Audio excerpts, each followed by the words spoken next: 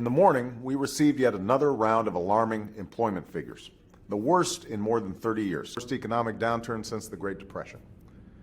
The Senate and the House have now produced legislation that will bring down costs, provide better care for patients, and curb the worst practices of insurance companies so that they can no longer deny Americans coverage based on a pre-existing medical condition. That's why we'll put an end to the worst practices of the insurance industry.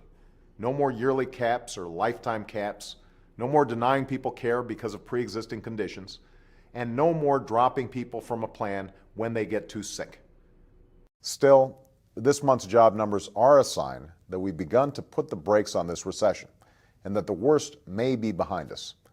But we can see clearly now that the steps my administration is taking are making a difference, blunting the worst of this recession and helping to bring about its conclusion. We full display. We also saw the best of America. We saw soldiers and civilians alike rushing to the aid of. As we emerge from the worst recession in generations, there is nothing more important than to do everything we can to get our economy moving again and put Americans back to work. And I will go anywhere to pursue that goal. Many have lost jobs in this recession, the worst in generations. The worst recession since the 1930s had wreaked havoc on the lives of so many of our fellow Americans. The worst practices of the insurance industry will be forever banned. And the proposal we've put forward would end the worst practices of the insurance industry, lower costs for millions of Americans, and give uninsured individuals and small businesses the same kind of choice of private health insurance that members of Congress get for themselves.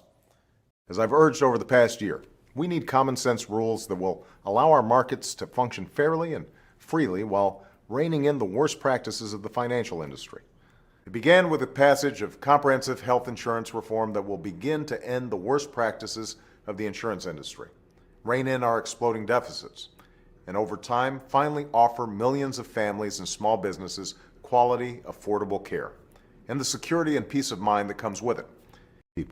The new health care law has also begun to end the worst practices of insurance companies.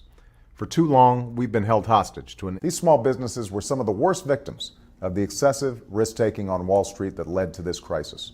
But has been the case since the beginning of this crisis.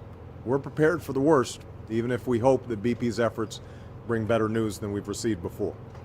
In the United States Senate, we have legislation that would boost our economic recovery and help Americans who've been affected by the worst recession in our lifetimes, a recession that cost our economy 8 million jobs. Still wonder how they'll make ends meet.